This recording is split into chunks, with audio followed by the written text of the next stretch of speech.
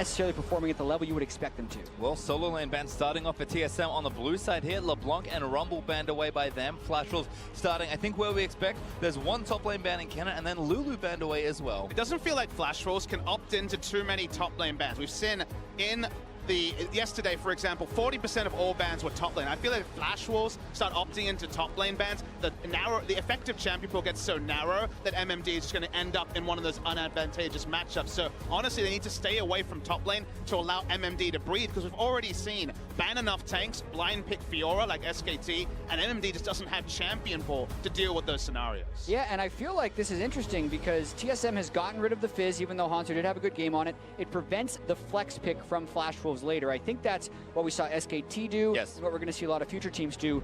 But I feel like Flash Wolves may have missed an opportunity here. They're so scared of the Kennen, and they're so scared of any of the shielding champions. They trade 1 for 0. Yep. And this is something almost no teams have been willing to opt into.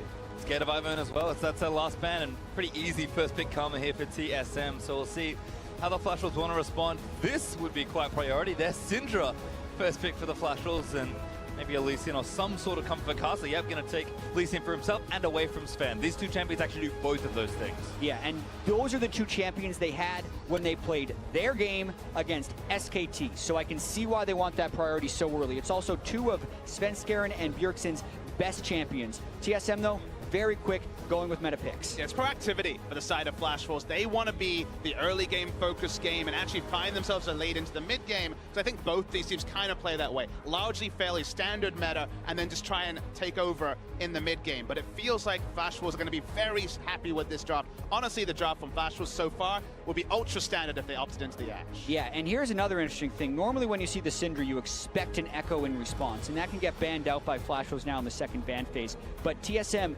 needs Turtle, they feel like, on a safer marksman. He's had good games on Caitlyn. He actually had a 0-death game on Caitlyn in which they won. And then as far as junglers are concerned, Svenskeren has looked very poor on junglers not named Lee Sin or Graves this tournament. Well, he's on Graves at least. There's a Renekton ban for Flash Wolves. Kled responded in kind for TSM, so that pool is shrinking real quickly. It feels like Galio, for example, is really shooting up as a priority pick when it comes to just top laners that are available. Gragas and Galio, the two obvious pushing top laners that can be selected, and any more top lane bans, and it may just be one available to Flash Wolves and maybe force someone like Hauntzer onto a carry. Something like a Fiora is looking like it could be very valuable, because we're getting to basically the tank pool, and even then, only really the dregs of the tank pool. Yeah, I mean, I'm a little surprised to see the Gragas ban, unless they're trying to force a Galio ban from TSM because they don't necessarily want to trade tanks against them. But now I'm becoming more and more curious about what MMD would play. At this point, it would be Galio because they didn't ban it. Galio and Nautilus, I guess, are the obvious tanks that kind of fit here. Shen has been played a lot this tournament, but going to be not expecting it as much in the spot where it is. And Fiora is a really interesting pick against MMD's effective champion pool, so that's why they're flashing it. And maybe they're just opting into it, because I had the privilege of talking to Huni early in the tournament, and you remember when they played the Galio, they banned Fiora, and this is one of those tricky matchups where we remember Fiora as the tank killer. We still haven't seen it on the Rift, but this is said to be a matchup where Fiora can do some dirty things. I mean, Malzahar was the last ban there for TSM, so still targeting that support pool. I think Haunter might just opt into a tank matchup because, I mean, look at what he's done. On bruisers like Renekton and Camille before the nerfs, he was looking good. He looked good in a lot of tank matchups as well, and on something like Cannon. But a super hard carry like Fiora just doesn't feel like something Haunter's got practice just yet. So there's going to be Shen, and this could be a flex, a support highlight here for TSM. Yeah, it's absolutely what they're doing. Potentially Flash Wolves could have saw through it as well. That's why they would not ban the Echo for the Syndra matchup. It's another one of these flexes for TSM, and it's a callback to the team composition they played day one against the Gigabyte Marines, where they put a Lulu mid lane and still had the Nami support. A lot of eggs in the Wild Turtle and Svenskeren damage basket, and that did not work out for them before, and with so much on the line in this last day, that's what they're going with again. And again, the pick you scrutinize, I guess the ban you scrutinize is the Malzahar in the spot where it did. You were talking about, okay, Gragas ban, are they trying to draw out, say, for example, the final ban of the Galio? No, they went for the Malzahar. They noticed that Syndra, Lee Sin, a lot of roaming pressure mid-game picks were being selected. They foresaw a Malzahar, but the end result is that we once again again get this Galio versus Shen matchup that will go one way. Galio outpushes and then some Shen, and that lets Karsa. Oh, they didn't go Nami, sorry. I thought they locked in Nami, but they switched it to the Ahri right at the end. So the whole flex pick thing I just said, throw that out the window. I mean, it is a possibility. Bjergsen has got a famous mid lane karma. I'm sorry. When did they not lock in Nami? All right, they switched it right at the end. They tricked me. I think you looked away seeing the Nami and then they flipped it. I got 2 lost in conversation. You're rattled, Jack. Come on, stand by. Totally different story here. Deep breaths. We got this. And think about what we just saw from Faker and his Ahri. And if, despite struggling in a lane matchup, and I think Bjergsen will also struggle versus Syndra, even though it is a very skillful matchup. Yeah. The amount of things Bjergsen can do, the amount of plays he can make is incredible. That's, I think, why Ahri is such a strong mid laner. But that's a lot of pressure on Bjergsen, who's been having kind of an underwhelming tournament for an otherwise international superstar. I mean, the theory of the Ahri is to, again, in a skill matchup, get ahead, and then is a stronger 1-3-1 champion than the Syndra. Try and rotate around the Syndra's inability to hit a side wave as safely as an Ahri. But the theory is there, putting it into practice, and again, a lot of the late game team fight damage needing to come out of Wild Turtle. It's still harkening back to that strategy that TSM struggled with. Yeah, exactly. But the big difference is that Ahri still has side lane presence and can be the second threat, which buys time and doesn't put everything in the Wild Turtle basket. That requires Bjergsen to actually go in and be aggressive and be a distraction, something that I feel like Bjergsen hasn't really done a lot of this tournament. He's done a lot of not being the one to be blamed. He'll sit back in a lot of team fights around full health and not maximize his damage. Oftentimes that's because of the chaos of the game and people getting picked off, but he has to do better for them to make it out of group stage. I mean, the person who I think's really put their body on the line is Svenskeren. Against that brush will certainly be putting his body on the line. This is incredibly dicey. They're hoping to do some type of cheeky steal, and Hauntzer would have been spotted right there, and they can probably run him down. He's got to be so careful, and he's going back. Yeah, this is the bad time. Now finds MMD, sees 2 more, and now he has to book it. We'll see if he levels something. Does get taunted there by the Galio, exhausted down as well. Haunter still trying to run away. The rest of the team's coming there, but Mabel lands a cute casting gets it, and that's first blood leads in. Letting the late sin get the first blood means that jungle item will come early, and the pain can certainly be felt in other lanes. TSM do use this time, the inevitability of Haunter going down, to get some advanced vision. Seem to be making a play on their own, which maybe go unscouted by Flash Wolves. Yeah, you have to criticize TSM for their early game, though. This is the second game where they've suffered a death before minions have spawned. They were trying to make a very aggressive move into that jungle, but you can do that with 5 people, get a ward down, and still have time to make it down to the bottom side, and that would leave them open for wards on the other side, just getting too greedy with their level 1 strats, and again getting punished. Well, see a vision there, at least on the Shred buff, so TSM will have info, but I saw a pretty quick ping for Flash Wolves onto that blue, so I believe they have at least a good idea of what's happening, but Sven for now is going to steal away that blue. Headshot there onto Betty, good poke by Biofrost, keeps coming in onto the Ashe. I mean, we talk about shifts of power here for TSM. This is a game where Haunter sacrificed a lot in this draft to get them to this point, and that means Bjergsen and Turtle have more power, which has not been how they've won this tournament. Yeah, and also Sword Art exhausted Haunter for some fairly unknown reason, because maybe they were thinking that he was going to be able to get away after he already skilled Q. That really hurts their laning game. It hurts their ability to all in and only increases the chance that TSM pushes them in early.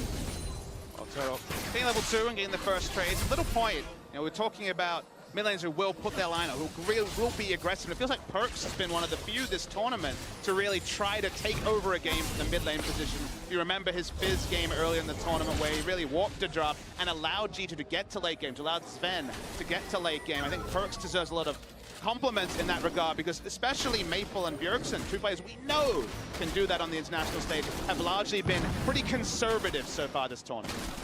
You can see Karsa looking for an invade, but he's not going to get this red. Sven able to take it down. Karsa losing the double off means that he kind of might be a bit lost here.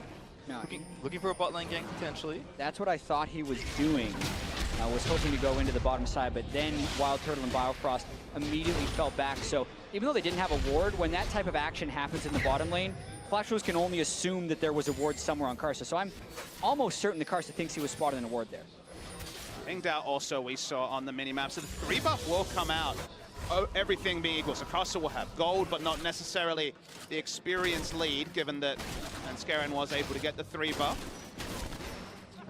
Haunter unfortunately was again the sacrifice. First blood over the Flash Wolves, but Svenskeren feeling good. Level 4 right now, farming pretty efficiently through the jungle. And nice to see some safe play there from the TSM duel. And they played quite aggressive in a lot of the matchups. This one no exception, but kind of knowing they have to play back a bit more, respecting Castle. And I believe taking out the Blast Cone as well with some pretty good vision. So totally going to clear this out. Things going to proceed as normal. I mean, Haunter will not have priority in top, and we know on standard lanes, we've said it all year, how big pushing lanes are in this meta. To me, it really needs to be Bjergsen actually getting kill pressure onto the Syndra, because if Syndra is able to have kill pressure and push in and potentially take down the Ahri, plus Shen is being pushed in, that's when there's a cavalcade of pressure over to the Flash Wolves, really heaping it onto TSM. So I think a lot of pressure is on Bjergsen, who could have gone for the Karma mid lane, actually going for the Ahri. He needs to make it work. Ow.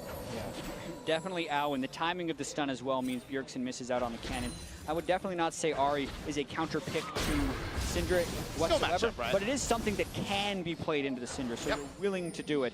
Still going to be a difficult game here for Bjergsen. Back in to take some early losses, I think, but we'll see if Sven can help out. Ahri's got incredible gank assist, and Sven should have the damage to back it up, but right now, Maple pushing the lane in, does have a good CS lead, but Sven continuing to counter jungle. His bottom lane is pushing up, a little dangerous with Maple fading towards the right-hand side, but Sven actually looking pretty good on a lot of these early counter jungle attempts. Yeah, he had pretty good counter jungle timing against SKT, even though they got obliterated later in that game. So for all the times that Svenskeren gets caught out in the jungle for what seems like a really bad invade, he does have some good ones, and he's clearly not dissuaded continuing to go for them. I think his level of play has actually increased as the tournament has gone on as well. His first 2 days, certainly a lot of scrutiny. People were making all sorts of memes and innuendos about Sven being replaced, but I think his last 2 days have been solid.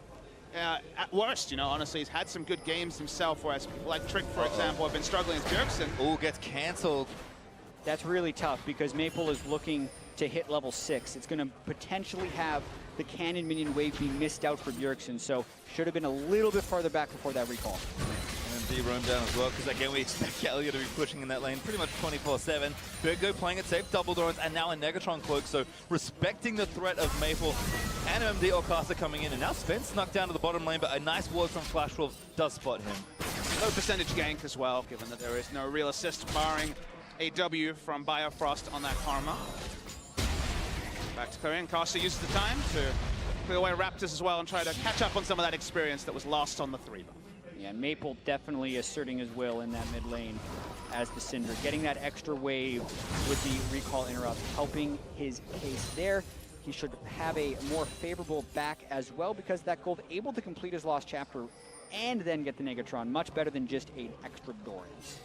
Well, at least Bjergsen should feel a lot safer now, still has thumbs up, and now his ultimate, so any all-in likely going to be avoided if Maple and Caster go for it. Yeah, and aside from just the items that give stats, Maple's got 2 control wards. He can control one side of the map and then stay in lane, wait for it to get cleared off, and just replace that. So the river control that Maple is actually going to provide for his team with those 2 wards is very high.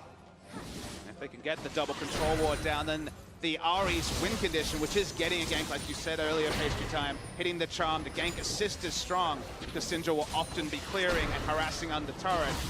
Double control ward is down, the kill pressure goes away, and it's just basically a one-way traffic for the Syndra. Here's that dangerous invade coming in. This could be a bit mistimed here for Sven. Does have Smite, but Caster does not.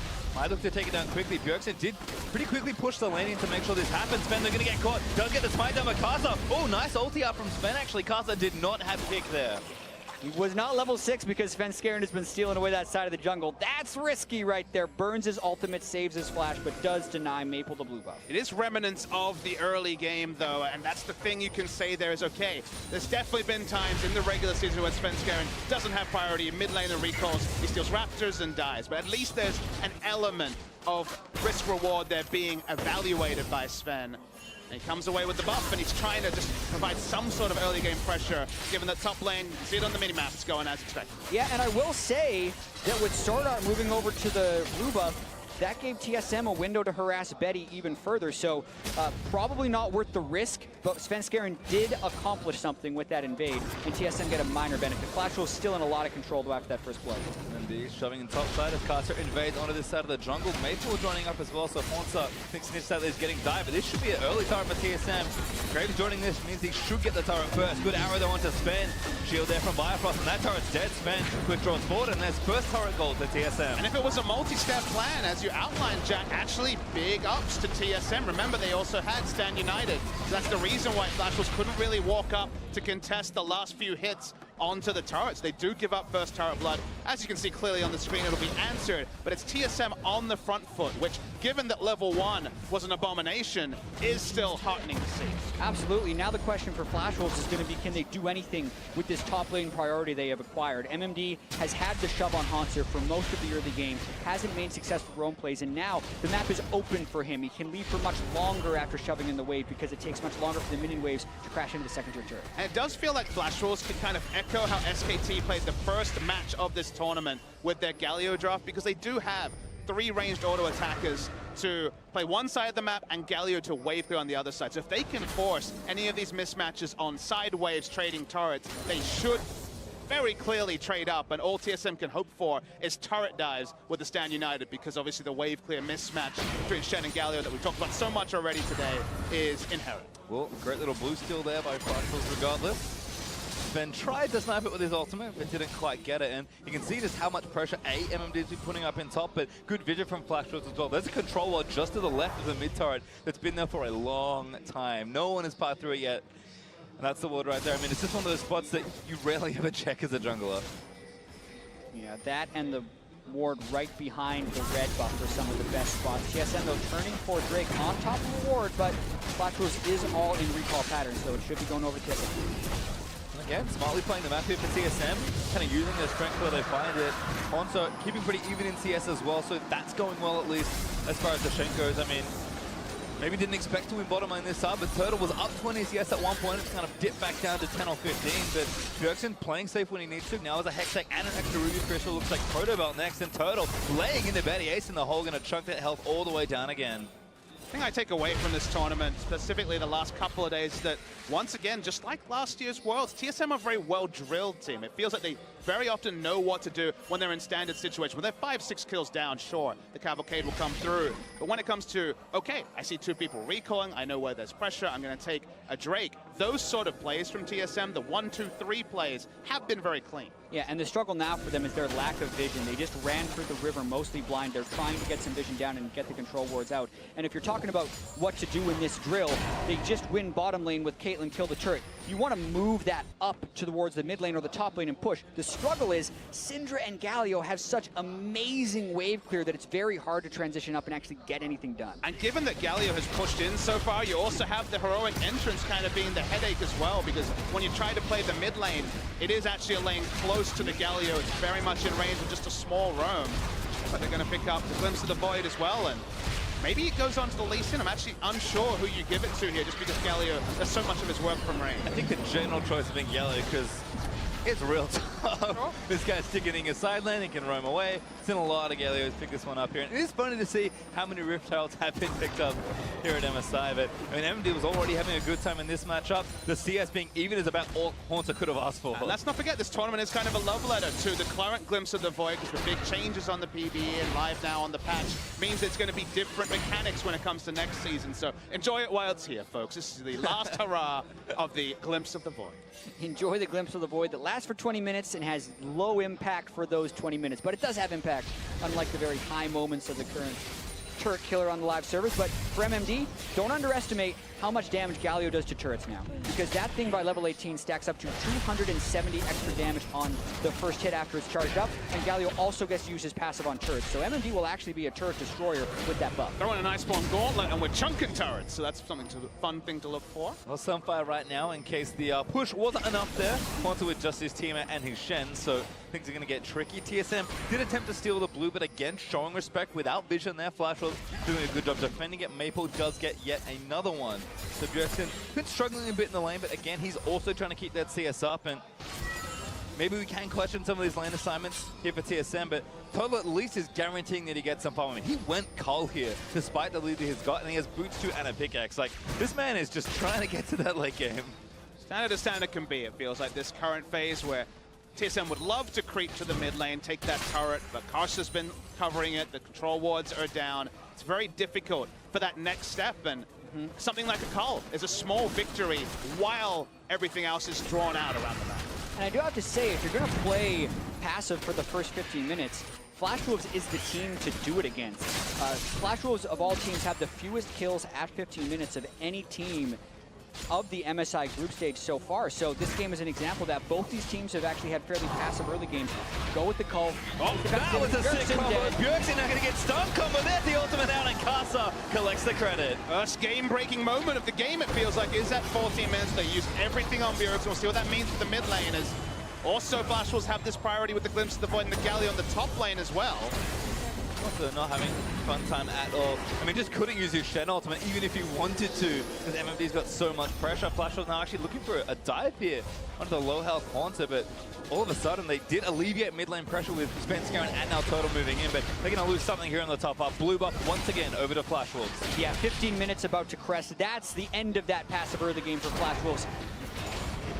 Do have to point out that Bjergsen has Exhaust instead of Cleanse, which a lot of mid laners will take Cleanse just against the Syndra, let alone the Ashe. So really getting punished right there as the fairly long-range Ashe arrow does chain the stun onto Bjergsen and give him no way of escape. I mean, the only way the Exhaust makes sense is if it's about playing through the mid lane, looking for those kills, and then rotating to the 1-3-1.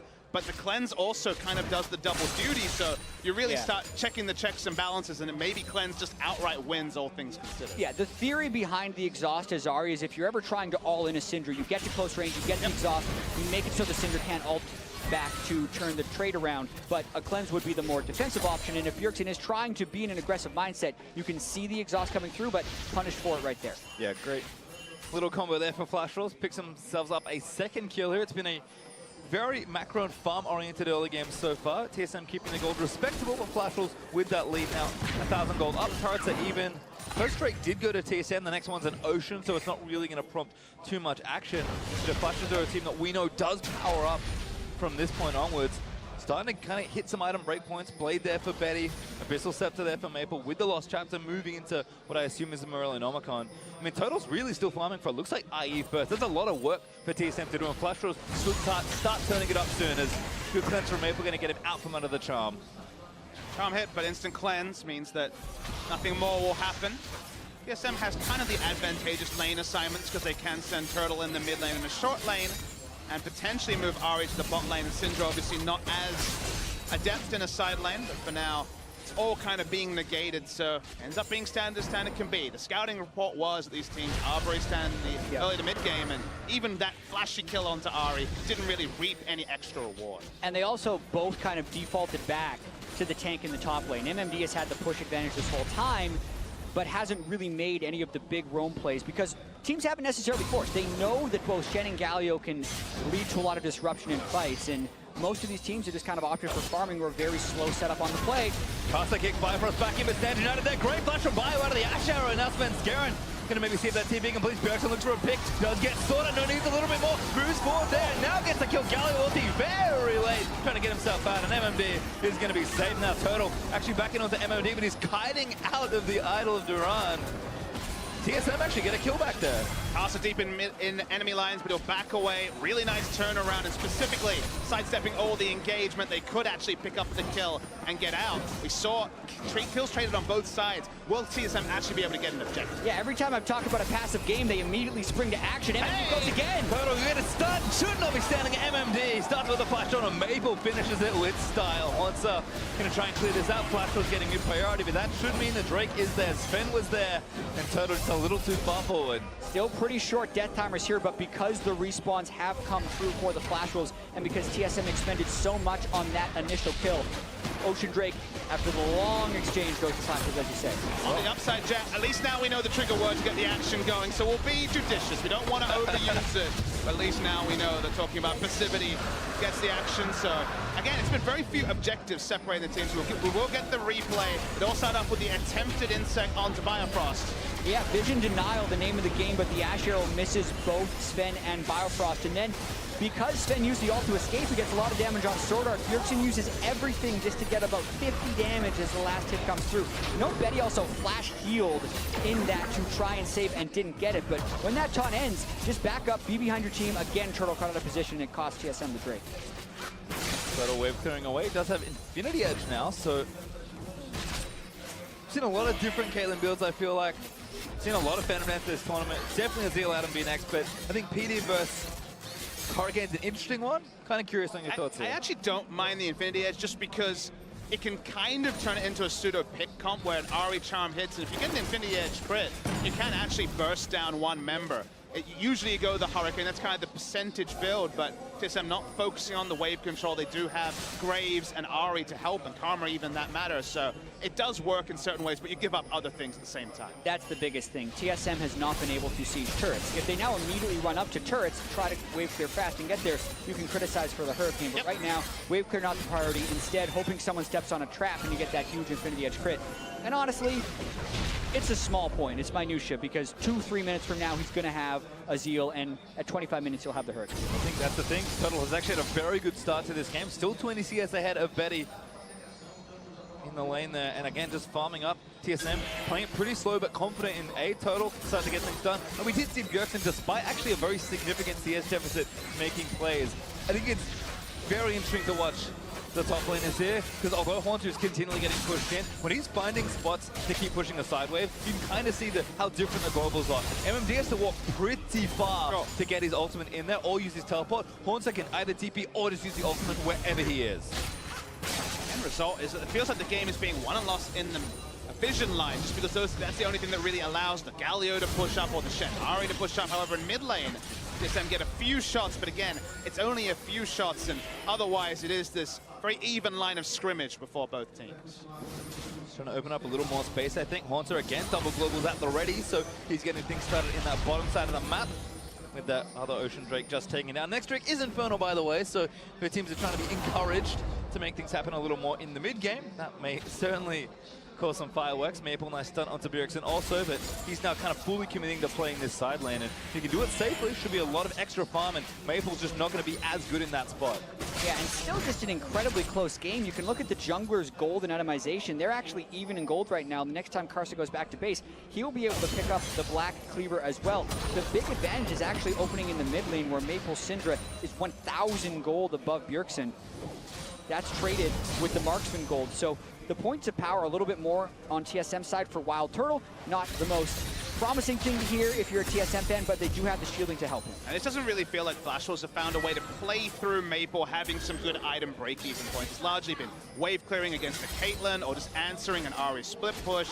They haven't really been able to get the ward setups for there to be a pick comp, which obviously is a lot more straightforward on Flash Wolves given what they've drafted. So the end result is that gold, sure, it's been put into items, but not necessarily into kills or further snowball. Yeah, and when we've seen this type of game from Flash Wolves, it is a little bit reminiscent of when they played SKT. They don't necessarily blow you away at 21 minutes, but they will slowly get vision control, at least when they're playing well, find that one random pick, it feels like, in the jungle, and then just steamroll through to a Baron. So Flash Wolves has been able to play from here for victory so far this tournament. All right, this is actually a nice play here from both sides. TSM going to move to the top lane. Sven and Bjerg working on this, but Maple's like, I'm just going to gank the split push lane and at least try and get a turret. Haunter, again, incredible amount of respect, backs all the way up, actually bases, just gets a shopping while he can. So another turret trade, and we'll continue the theme of this game. It is so even. And in these long trades, you have to look at the mid lane, see if there's any wins. We can see very much there isn't, arguably. Wild Turtle getting CS over the enemy jungler is something small, but I feel like we will get to the point where Galio will have the auto push in long lanes and perhaps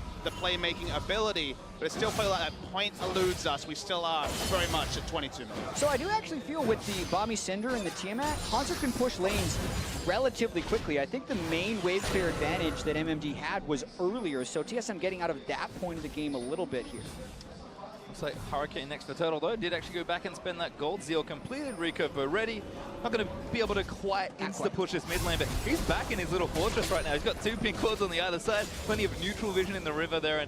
And again, if the plan is to kind of play through 12, at least moving into that mid and late game and be confident in their team fighting, everything's going to plan for TSM, but Flash Wolves are happy to play this as well. Yeah, and Flash Wolves has that minor advantage as far as item completion points. They have 2 major items on their top lane, Tank, Sunfire, Iceborne Gauntlet. That is really going to hurt TSM's chances if they fight a Drake, because Turtle and Svenskeren haven't even completed 2 items apiece yet. And also, you look at Betty, with a Phantom Dancer completed, Wild Turtle gets to complete his Hurricane, Infernal Drake clean up in 30 seconds. Unless TSM can get back to base and complete some of those items, in a heads-up fight, Flash would have the advantage. Flash Wolves again looking for a pick. Do stun. Sven Casa barely clips him with the Resonating Strike. But TSM moving through, do clear out all the vision, at least the River, and Turtle again pushing so aggressively, forcing Betty to stay back and giving TSM priority as they're trying to look for a fight here. A lot of the actions being played around the jungle support, ward clearing. Obviously the easy objective is this Infernal Drake, which does have high priority. Right now TSM have a lot of defensive warding in the area, but no one kind of has offensive wards to make the Drake safe to start. And this may be the Drake fight that really breaks open the game for either team. We've seen a lot of even trades and skirmishes. But again, TSM trying to play it very slow. You cannot afford to make mistakes. It is an important Drake that teams do want it, but if a fight goes wrong here, it's probably going to go horribly wrong for the rest of your map. Yeah, and it's time to use the trigger word again. Passive game so far, but with everything coming up towards the Drake right now, control wards are down. Very well could be a fight soon. And I feel like the crowd also feel that the Thundersticks were in action here. Loud, resounding cheer. They know that the Infernal Drake might actually be the first flare point in a very quiet 25 minutes. It started. And it's very hard for TSM to actually engage the fight. They're mainly a counter-engaged team, so Flash was having his own control, make it incredibly difficult for TSM to contest. Bjergsen actually looking for a flank. He needs to maybe find a pick onto a carry. There's Shen. They're actually going to go in. Svenskeren looks for it, doesn't get a Mikasa. Maybe now caught out of position. He's going to get CC'd up in the Galio ulti. Not quite enough. There's one pick for TSM, but needs to get a little bit more here. MMD forced to flash away. Betty and Sword Up. Maple off, funnel through the choke. There's a good little stun's going to disengage it. And it feels like, given the current pace of the game, 1 kill for Infernal Drake's very happy times for the Flash Wolves, because we've seen single picks, Ash Arrow taking down Ahri earlier, another trade kill not be turned into objectives, and there's still good wave play here. Can TSM actually take down a top? That's an arrow lands on the Sven though. MMD taking a lot of damage forward, actually top from Honza. They're going to look for the dive, but Galio takes so much damage. MMD's going to live through the onslaught. TSM, little low on health as Maple going to get the ace in the whole tank by Betty, still pushing. The courage of the Colossus shield, so clutch right there for MMD as he lands the top. They're going to try and take this turret down as the TP comes in. Not enough damage. I don't think Bjergsen's vicious for a charm on the left-hand side, but doesn't get it. MMD does burn the global to protect the turret. And again, it's somehow an even trade. I said that could be the fight to break it open, but the team's still playing it safe. Catch the replay here. TSM wants a hard commit, but Svenskeren doesn't get the smite off. The play here from MMD, I think, is a little bit sloppy. It feels like the hero's entrance is late and largely going to be just not worth it when the Lucian's already so low in health. And from there, of course, there was no extra objective, so it was just a clean Infernal Drake for a single kill trade. So advantage Flash. Flash was also getting a good counter push off in the mid lane. We got to see a glimpse of the way TSM can maybe start team fights, and it's fairly inelegant. It's an ulting in Ahri with the Shen ult, getting rid of so many of the spells they generally want to protect Turtle as they get to the later and later game. And of course, it's the targeted nerf Shen change, where because you're ulting proactively, you're getting much less shield onto the Ahri if she's the one making the engage, rather than if you're using it more reactively. So it does mean that Shen will join you, it does mean the first CC will come in, but the turnaround onto Ahri is certainly possible from Syndra. Well, Hurricane Turtle's starting to storm through mid lane. He's still ready with the wave clear, and it should be even easier. So Flash Wolves, at some point they either need to force it an objective, maybe Baron, maybe the next Infernal Drake that's spawning as well. But a lot of inaction here in this game and some close moments, so still waiting to kind of see what happens. Look, it's a tense game. It's very important in terms of standings, but what we're looking for is the vision wars, because it feels like they've been so defensive so far. We're not seeing Maple cast a Sword Art, do their 3-man rolling in and actually make deep plays with vision. We're not seeing jungle supports necessarily find windows of power. It feels like the best teams control an area, then play around an area. Here it's more defensive lines of scrimmage, and thus just piling on items for late game fights. Haunter could be in trouble here though. MMD looking for the taunt, does snag it. Maple here as well, but Haunter pretty tanky with 2 defensive items. Haunter just going to buy some time for his team. What can TSM done for MMD? Getting aggressed on there by Haunter. There's a good stuff from Maple. Great flash though out of the Justice Punch, and Haunter dances around everything. Yeah, being able to get the Syndra ult out for the expense of his flash shows how that split push does alter a little bit. Grasp for Haunter versus Courage for MMD. The extended trades, Haunter actually does drain tank a little bit if they're fighting for a long time. What I'm looking at is what is happening with the other 4 members, because no one's coming down to help Haunter, and yet they're not getting a ward advantage. Karma decided to go for a recall, maybe with out of wards, I wasn't able to tell. TSM is not trading up in other areas of the map where they have a man advantage. Ton of Baron Vision is about all they got. They might look for a play here though. Chang gonna miss for Bjergsen, looking for Maple. Karthik gets Bjergsen back in. 39, but there's the Ash Arrow was off and scared. Trying to find out. Let's see if the massive answer finally makes it in, and there's a Galley ulti for MMD to join the rest of his team. TSM needs to play this carefully as MMD eats a trap.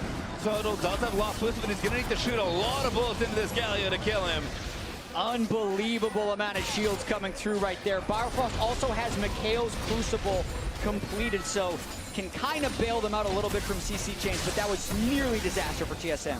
We finally see one of these outer turrets go down. 28 minutes. Feels like I'm back in 2015 Azir vs Seraph days with the mid lane turrets never dying. Flash Wolves, though, will start clearing vision around the Baron. Yeah, so many cooldowns were burned right there, so Flash Wolves can get the vision. That's the difference sometimes between Flash Wolves and other teams, is when they get a small edge, they gain vision off of it.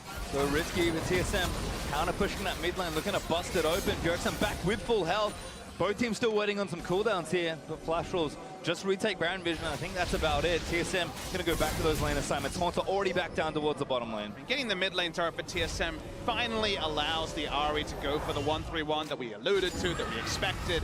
Gives you so much more inherent vision with your minions pushing in, but it's just been the stalemate, and it depends who's going to be picking up the CS. Earlier it was Caitlyn, this time it's Betty on the side, so they're just trading farm, and this may be one of those games where, because of inaction, because we're not seeing counter plays when we actually see some rare action, it might just be a 50-minute team fight where the death timers mean that if another team fight win and the game's over. Well, Haunter, I think, gaining traction in this lane, if nothing else. We saw Maple already go down there, try and get a kill, which was not successful. I mean, we definitely saw TSM not do too much other than get Baron Vision, I believe, but that play happens again, especially if the map's a little more open, and TSM might have that avenue to try and win as well. It is at least impressive to see Haunter actually moving the side lanes up rather than just kind of making them neutral.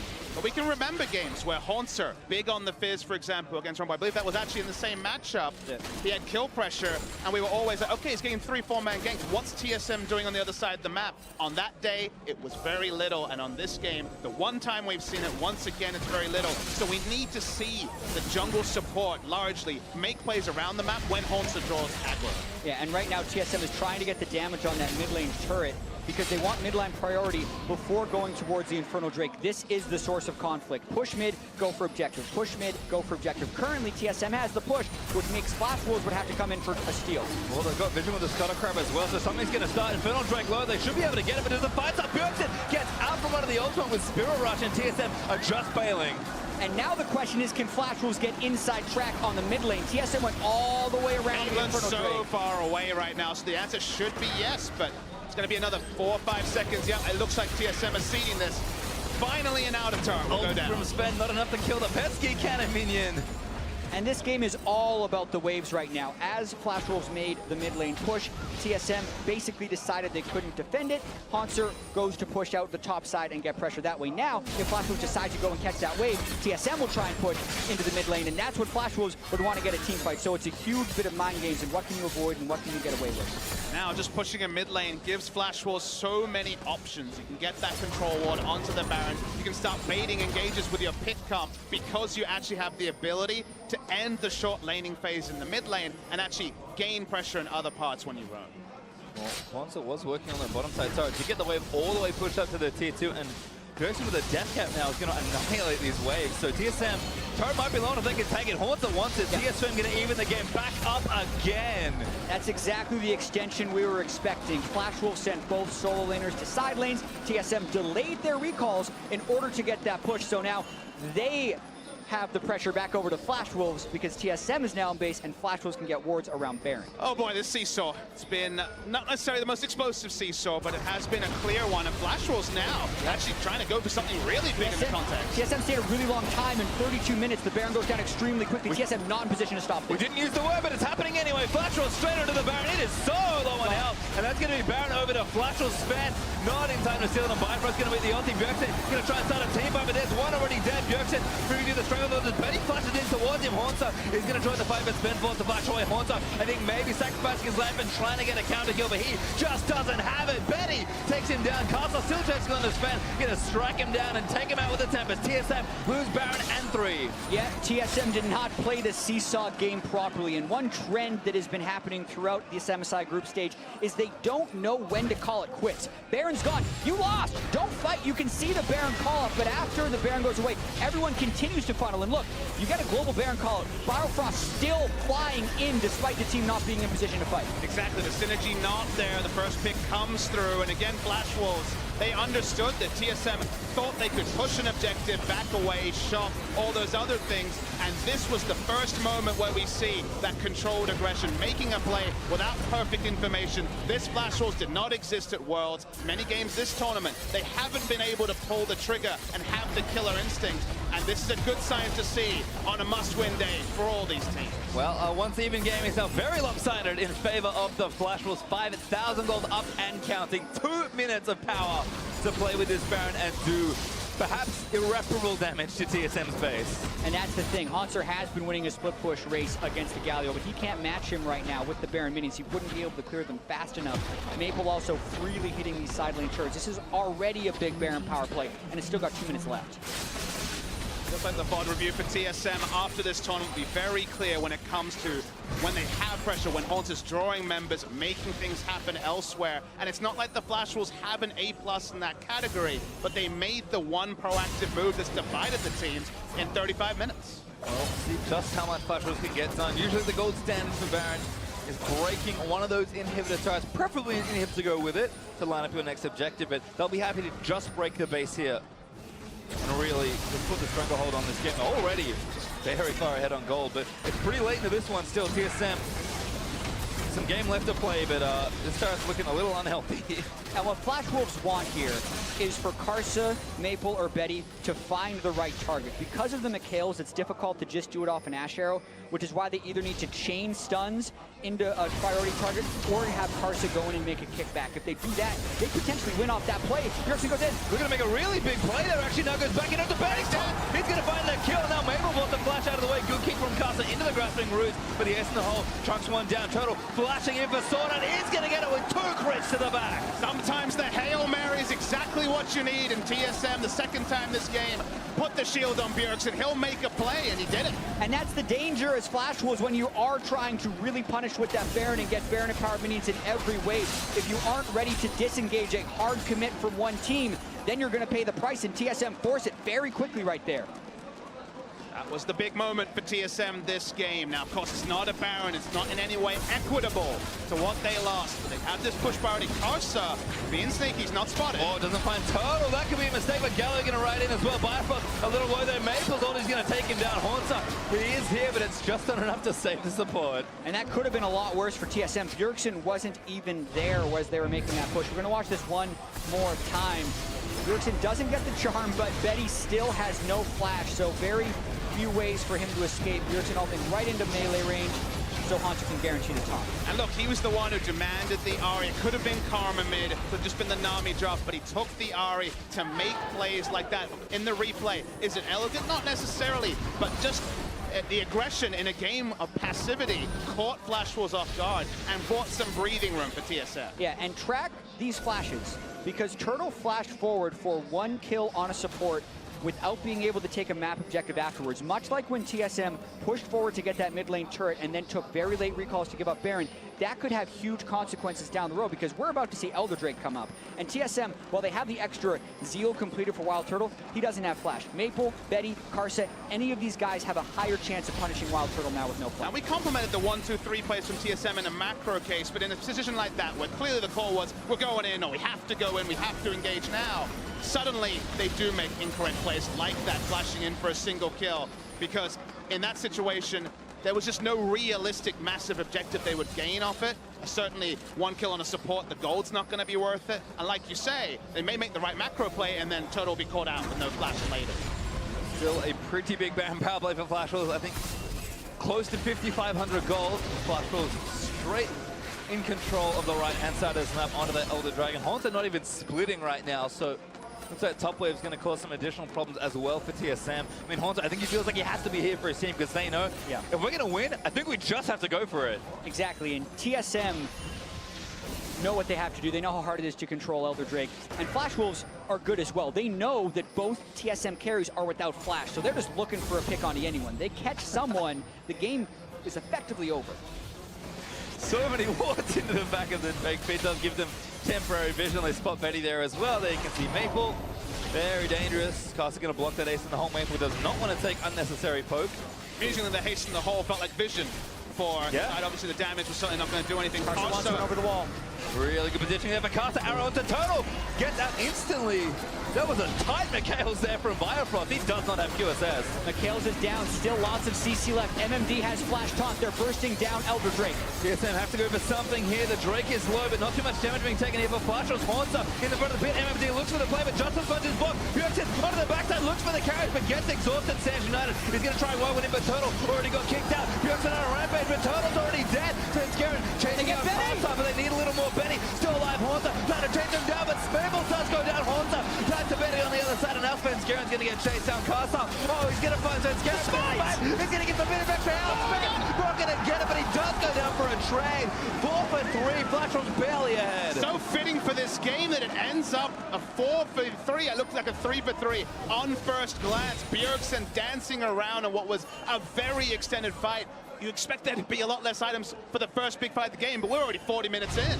And Betty did an exceptional amount of damage towards the end of this fight, but watching it again, the initiation doesn't actually stick for Flash Wolves. Bjergsen ends up getting a lot of damage as he goes in initially, but watch Wild Turtle, no flash. Karsa kicks him back. He's dead. No chance in that fight, but Bjergsen still does damage along the backside, and now they're two-manning that Baron naturally because no one can take down Bet at the end of the fight. Watch Hunter try, but Betty kites him back. It felt a lot like they were just trying to pad a fight. They thought they'd want it after picking up Bjergsen. Ult in? Did you go for it? They go for it. He's going to look for it. Tries to steal it. Oh my God! He steals the Elder Dragon!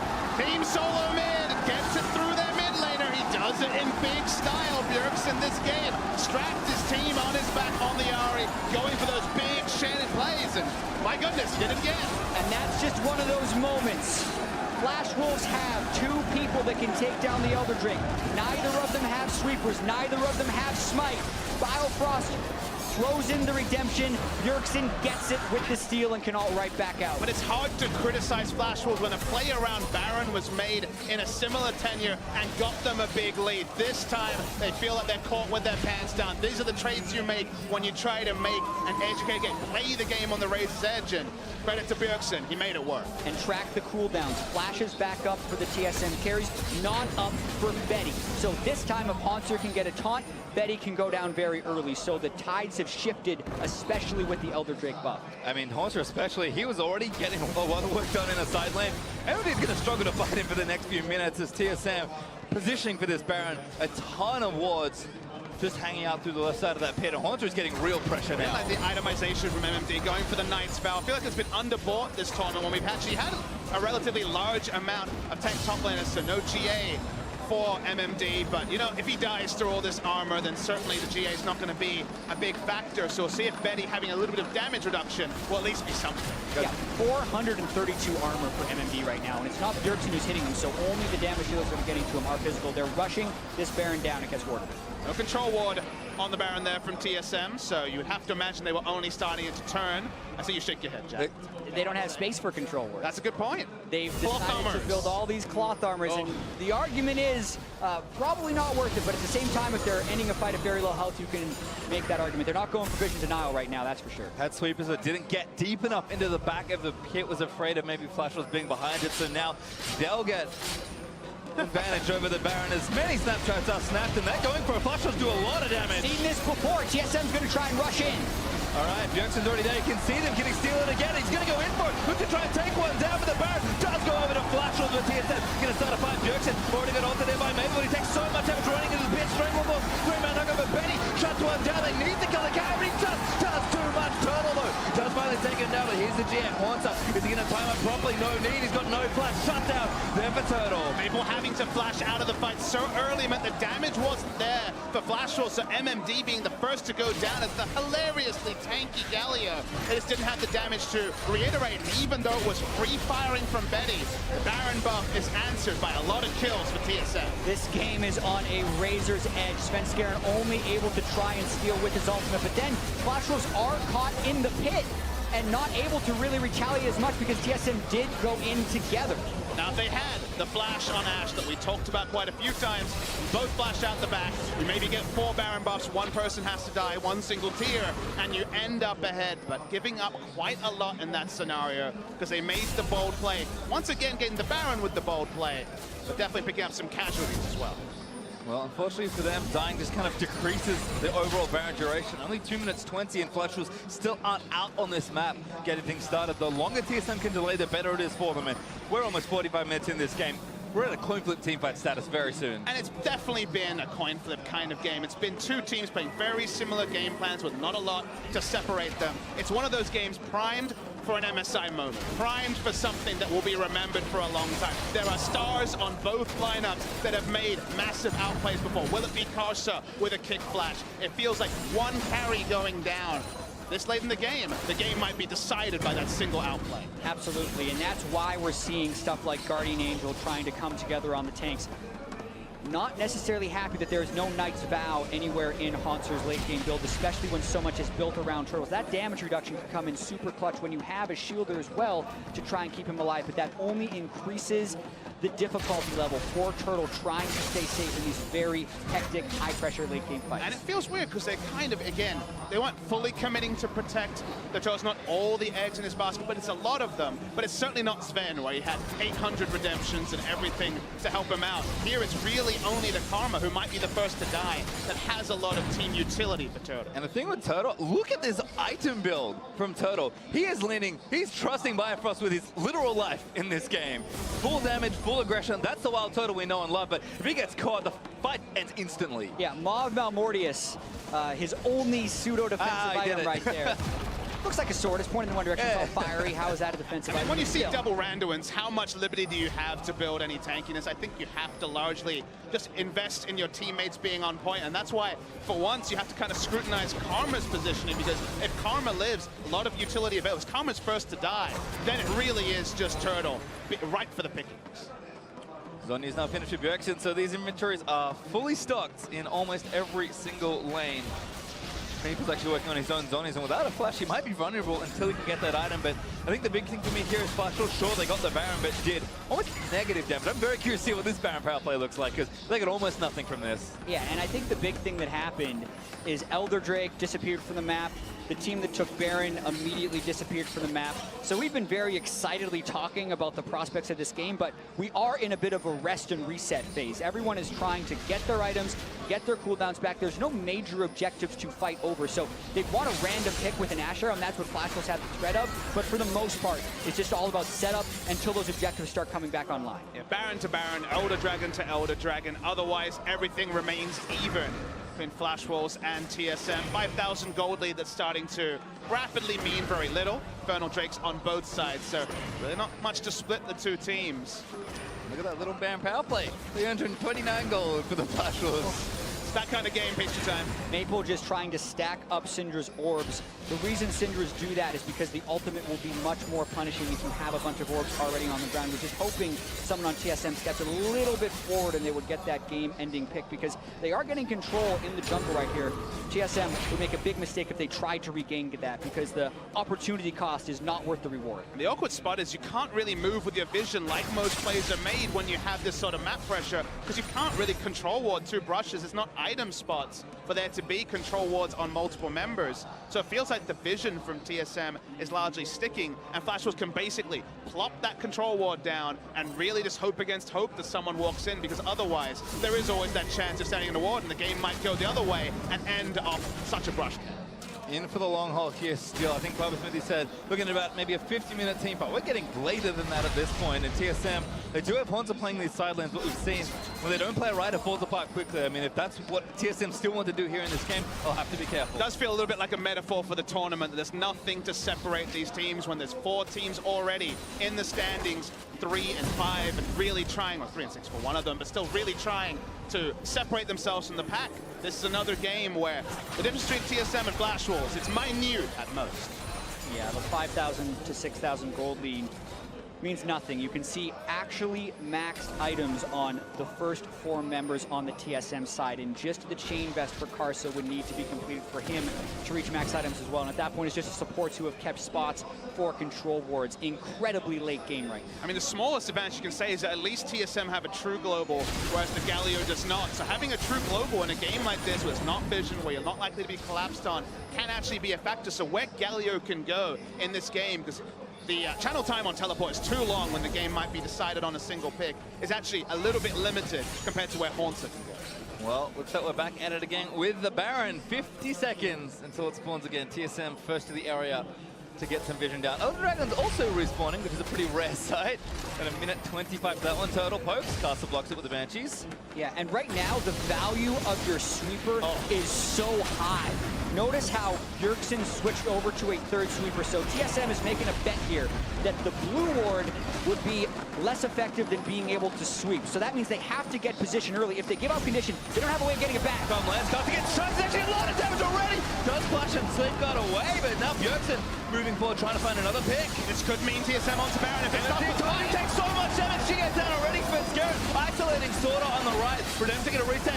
Everybody's dead. TSM in a 5v4 now. Single charm onto Karsa, won the pressure game for TSM. They could turn onto Baron very confidently. Karsa's recalled. TSM for now, though, aren't forcing anything. Yeah, that's when TSM had to make the pick, though, because they had no way of getting vision back if they concede that territory. The vision denial for now pays off, but they don't make a play right off it. They had a window. Karsa was super low, and they'd had the kill, but they decide to play it safe.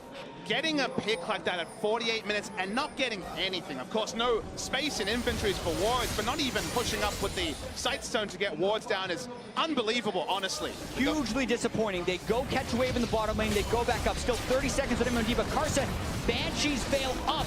Going to be trying to look for a steal, and the controller's not deep enough. It doesn't see the ward. No sweepers out, so we could be in 50-50 territory. Karsa gonna line it up. There's the first Q. No flash for Karsa. He needs to do this. So TSM wait it out, very patient here. The tournament could be decided on this. Berkshire looking at this as well. Haunter actually trying to block it out. It's the top 13. Oh no! Maple stole the Baron!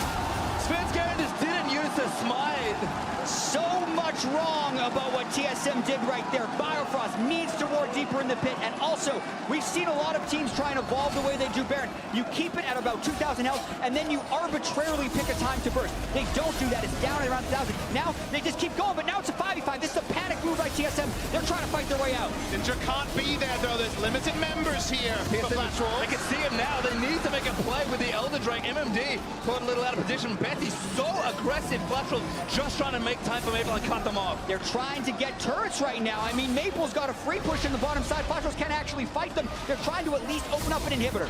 Running back in, Maple should be able to get this, but I don't think you can get the in-hit. TSM very defensive, but they didn't have the vision this late into the game. 51 minutes, inventories are stocked. Maple backs off. He actually didn't even get the... Oh, he did barely get the turret in top lane as it falls. Smart from Flash Wolves. No reason for them to keep contesting. They back away and respect TSM. But as you say, Jet, a lot of mistakes here. Watch this. The W kills it.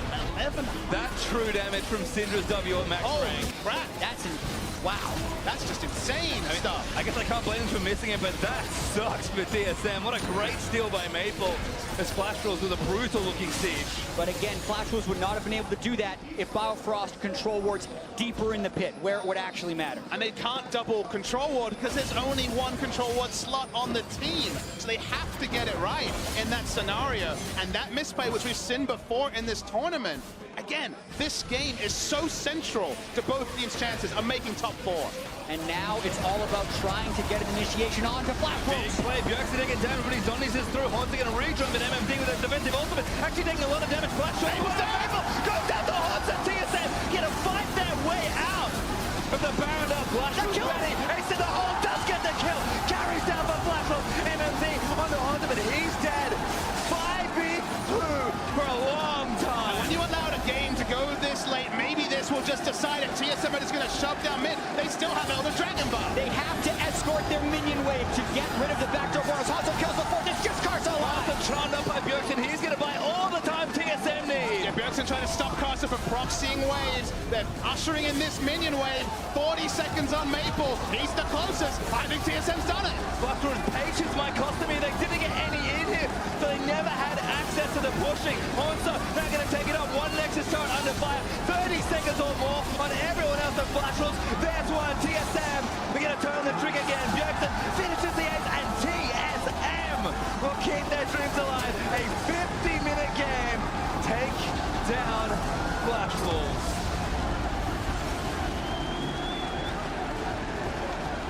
And we have to take a moment to catch our breaths after that ending because it was so much back and forth the entire game. And it's a sort of situation now where in the end TSM make the larger errors, but because we're at 52 minutes, they make the picks, they get the kills, they end the game. And you might say, okay, what does this mean for these two teams going forward?